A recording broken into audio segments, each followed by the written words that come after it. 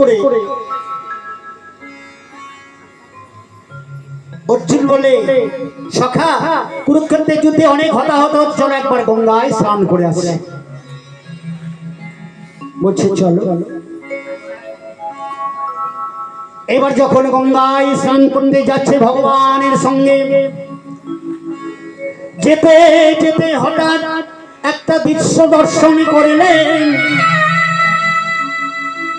অর্জুন রথে থেকে দর্শন করছে একটা দৃশ্য, কি না সে গঙ্গার ধারে একটা শবদেহ পড়ে আছে, কিছু ক্ষুধার্ত শৃগাল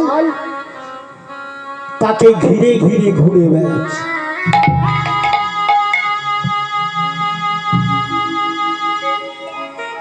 অর্জুন বলছে, প্রভু এই ক্ষুধার্ত শৃগাল পশু তারা খাদ্য বস্তু পেয়ে না খেয়ে তারা একবার মুখে শুনছে, একবার কানে শুনছে, একবার হস্ত যুগলে শুনছে, একবার চরণ যুগলে শুনছে, আর পিছিয়ে পিছিয়ে চলে আসছে, একবার শুনছে। কেন প্রভু? তারা তো ক্ষুধার্ত, কিন্তু ক্ষুধার্ত খাদ্য পেয়েও তারা ভক্ষণ করছে না।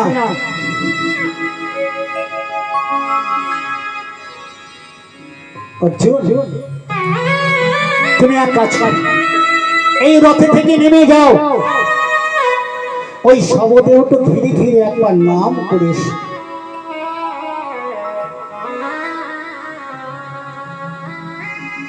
অর্জুন গিয়ে সেই শবদেহ পড়ে আছে, মরা মৃত পড়ে আছে, তার চারিধারে গিয়ে অর্জুন একবার নাম করছে।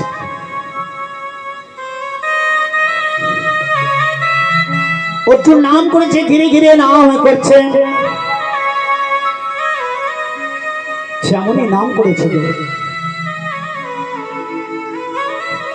কৃষ্ণ নাম করে, যেমনই প্রদক্ষিণ করেছে।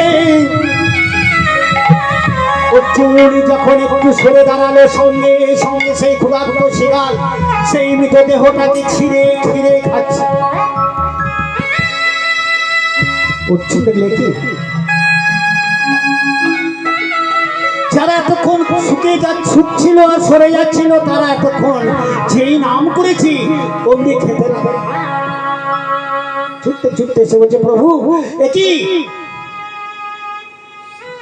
বলছে, শোনো, ওই শবদেহটি ওরা পশু, তবু ওই শবদেহটিকে ভক্ষণ করছিল না, খাচ্ছিল না। কেন জানো? ওরা যখন প্রথমে বদন সুখে দেখলো যে এই ব্যক্তি কোনদিন কৃষ্ণ নাম বদনে বলেছে কিনা, দেখলো, বলেনি। যুগল কর্ণে সুখে দেখলো যদি কৃষ্ণ নাম শ্রবণ করেছে তাহলেও আমরা খাবো, দেখলাম করেনি। মনে মনে ভাবলো কৃষ্ণ নাম করেনি, কৃষ্ণ নাম শ্রবণ করেনি। যুগল করে একবার সুখে দেখি যদি কোনো ভালো কর্ম করে থাকে তাহলে সুখে দেখলো কিছুই করেনি। প্রভু পদযুগলে করে সুখে, পদজীবনে সুখে দেখলো যদি কোথাও কোনো হরিনাম যজ্ঞ গৃহে থাকে, যদি কোনো মন্দিরে গিয়ে থাকে, তাহলেও আমরা সেবা করব। কিন্তু দেখলো তাও করেনি। শেষে দেহটি সুখে দেখলো।